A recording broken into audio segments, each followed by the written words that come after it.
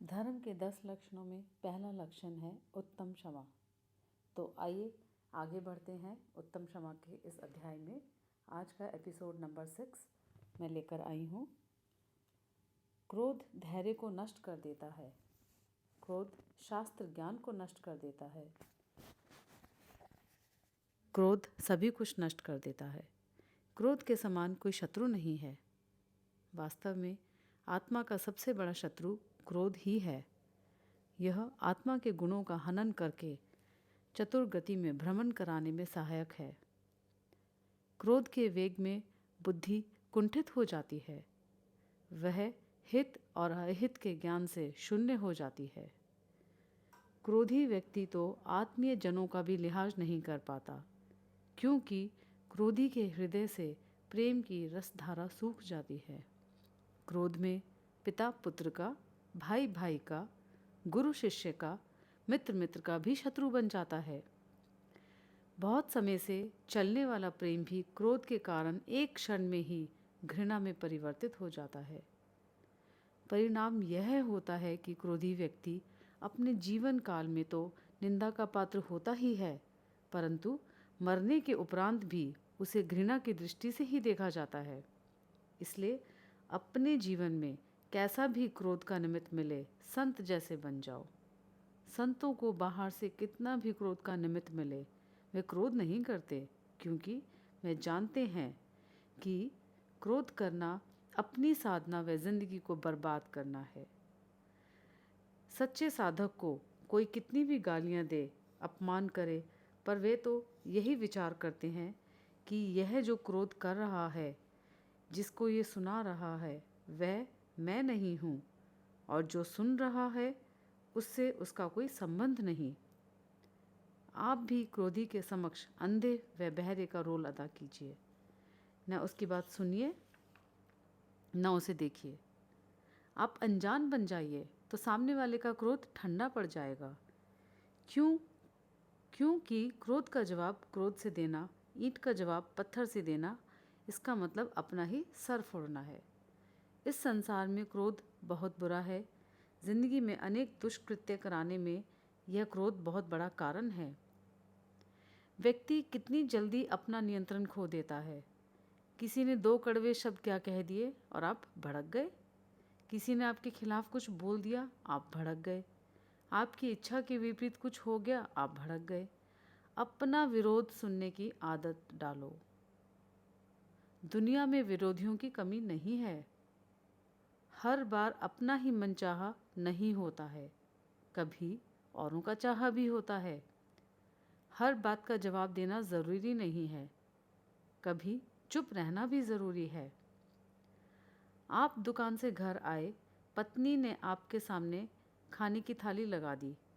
आपने खाना शुरू किया। खाना शुरू होते ही पत्नी ने कहा, सुनो, वो बाज़ार से आते हुए मेरी नई साड़ी ले आए क्या? पति बोले, अरे मैं तो भूल ही गया। अब पत्नी को आया गुस्सा। वह बोली, हाँ हाँ भूल गए, मेरा ही तो काम भूलते हो, तुम्हारी माँ का काम होता तो थोड़ी ना भूलते। यह सुनकर पति का दिमाग गर्म हो गया। बोला, खबरदार जो मेरी माँ को बीच में लाई। पत्नी बोली, और जब तुम मेरी माँ को लाते हो तब तुम्हारी माँ माँ और मेरी माँ कुछ नहीं। अब पति गुस्से में उठा और परोसी हुई थाली को लात मार दी और घर से दुकान की तरफ चला गया। अब वह दुकान पर बैठा है, पर भीतर उथल पुथल मची हुई है।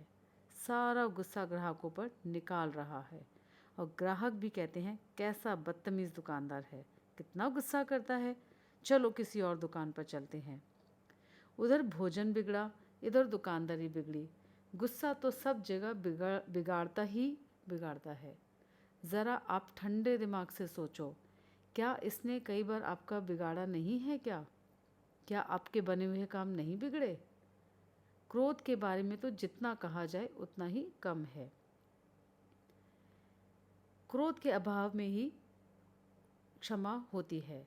क्षमा आत्मा का स्वभाव है और क्रोध आत्मा का विभाव। क्षमा से शांति और क्रोध से अशांति के परिणाम मिलते हैं। यदि जीवन को सुखी बनाना चाहते हो तो क्रोध को छोड़कर क्षमा धर्म को धारण कर लो। क्रोध तो एक प्रकार की अग्नि है।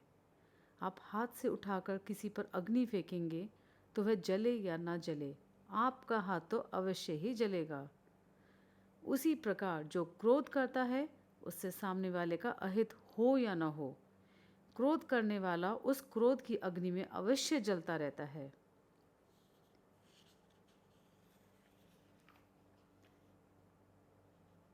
क्रोध करने से सदा अहित ही होता है, अतः हमें क्रोध नहीं करना चाहिए। न्यूयॉर्क निवासी डेविड जे पॉले ने लिखा है कि क्रोध से बचने की कला मैंने एक टैक्सी ड्राइवर से सीखी।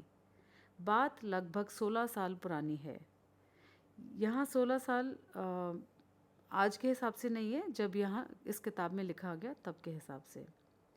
जब वे एक टैक्सी से ग्रैंड सेंट्रल स्टेशन पहुँचे, वहाँ पार्किंग की खाली जगह पर जैसे ही ड्राइवर ने टैक्सी पार्क करनी चाही, तभी एक काली कार तेज़ी से टैक्सी के सामने आकर खड़ी हो गई। ड्राइवर ने तेज़ी से ब्रेक लगाया और टैक्सी घिसटते हुए कार से कुछ इंच को दूरी पर जाकर रुक गई।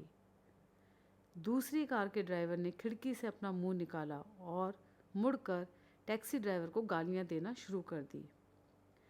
टैक्सी ड्राइवर ने मुस्कुराते हुए उसका अभिवादन किया। डेविड को बड़ा ही आश्चर्य हुआ। उन्होंने उससे पूछा, आपने ऐसा क्यों किया? गलती तो उसकी थी। यदि वह कार को ठोक देता तो आपको और मुझे तो अस्पताल पहुंचा सकता था। टैक्सी ड्राइवर ने जवाब दिया, ऐसे लोग ज़माने भर की परेशानियां, निराशा और गुस्सा अपने सिर पर लेकर घूमते हैं।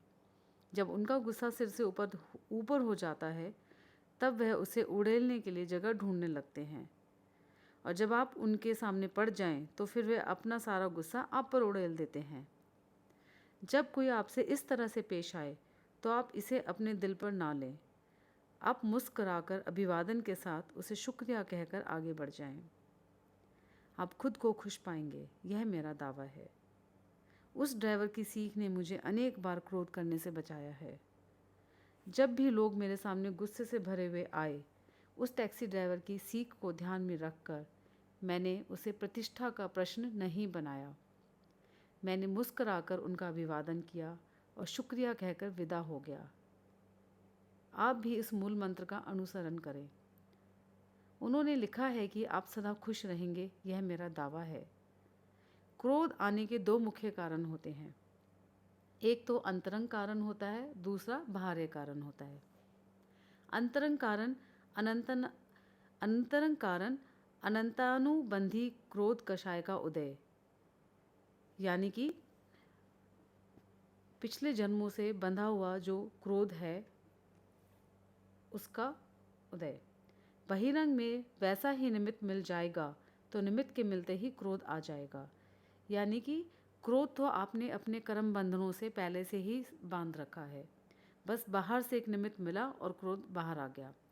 इसलिए ज्ञानी क्रोध के निमित्त से बचते हैं। यदि कहीं कर्फ्यू लगा है, पुलिस खड़ी है, पथराव हो रहा है, यदि आप वहाँ जाएंगे तो या तो गोली लगेगी या पत्थर लगेगा, सर फूट जाएगा। कर्फ्यू में गोली लगने से बचने के लिए दूसरा रास्ता अपना लो।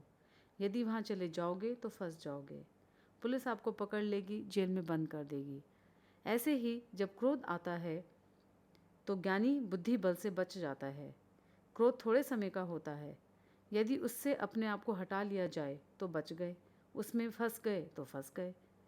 इसलिए उन सब कारणों से दूर रहो जिनसे तुम्हें क्रोध आता है।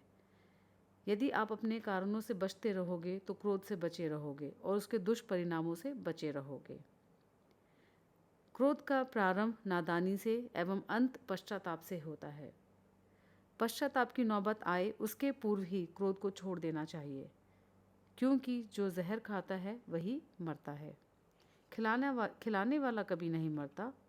उसी प्रकार जो क्रोध करता है वह दुखित एवं अस्वस्थ होता है, जिस पर किया जाता है वो नहीं होता। अतः अपने को कष्ट देने की मूर्खता ना करें, यानी कि हर हाल में क्रोध करने वाले का ही नुकसान है। क्रोध प्रीति को एक क्षण में ही समाप्त कर देता है, जैसे रुई के ढेर को एक चिंगारी। ऐसे क्रोध को सदा के लिए छोड़ देना चाहिए। परिवार में ज़रा ज़रा से क्रोध के कारण जब कलह हो जाती है तो सारा वातावरण अशांत हो जाता है। अतः कैसी भी परिस्थिति हो, हमेशा वातावरण को शांत बनाने का ही प्रयास करना चाहिए। यदि सामने वाला गुस्सा कर रहा हो तो उस समय वातावरण को हल्का बनाने का प्रयास करना चाहिए। आज के लिए इतना ही। हम अगले एपिसोड में इसी टॉपिक पर थोड़ा और जानेंगे और कुछ कहानियाँ पढ़ेंगे। जितना ज़्यादा हम इसको पढ़ते जाएंगे उतना अच्छे से हमें बात समझ में आती जाएगी। तो मिलते हैं एपिसोड नंबर 7 में। जय जिनेंद्र।